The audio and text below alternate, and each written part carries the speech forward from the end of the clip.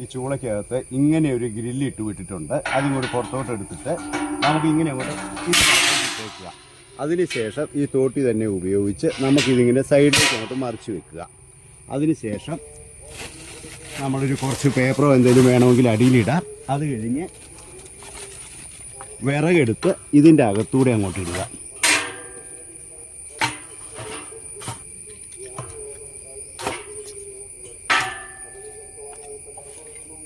വിറകോ ചൂട്ടോ ചകിരിയോ എന്ത് വേണേലും അങ്ങനെ നമുക്ക് ഇടാവുന്നതാണ്. അതിനുശേഷം കരിയില ഉണ്ട്, ഒരു കുറച്ച് കരിയില ഒക്കെ ഇടുക. പിന്നെ തീ കത്തിക്കുന്നതിന് മുമ്പായിട്ട് നമുക്ക് ഇവിടെ വെച്ചിരിക്കുന്ന ഈ ഗ്രില്ല് ഇങ്ങോട്ട് മറിച്ചിട്ട് വയ്ക്കുക. പിന്നീട് വേണമെങ്കിലും കുറച്ചുകൂടെ കരിയില ഒക്കെ ഇടാൻ പറ്റും.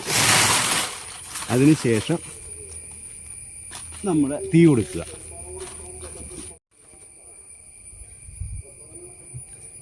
ഇങ്ങനെ തീ കൊടുത്തിട്ട് ഇത് അങ്ങോട്ട് അടച്ചു വെച്ചേക്കുക. ഈ പൈപ്പിൻ്റെ സ്വാഭാവികമായ സ്ഥിതി ഇങ്ങനെയാണ്. നമുക്കിത് കത്തിക്കാൻ നേരത്ത് ഇങ്ങനെ നേരെ തിരിച്ചിട്ടങ്ങ് വെക്കാൻ പറ്റും.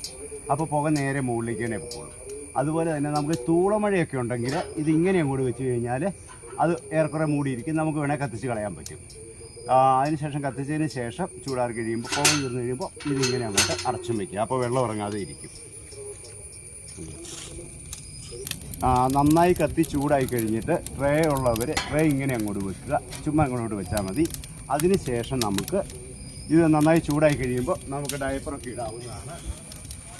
ഇങ്ങനെ ഡയപ്പറൊക്കെ ഒരു കുറച്ച് വിരിച്ചതിന് ശേഷം, നനവുള്ളതാണെങ്കിൽ ഒരു അല്പം ഒന്ന് വിരിച്ചതിന് ശേഷം ഇതിൻ്റെ അകത്തേക്ക് ഒന്ന് എറിഞ്ഞേക്കുക. നല്ലപോലെ ആളി കത്തിക്കോളും.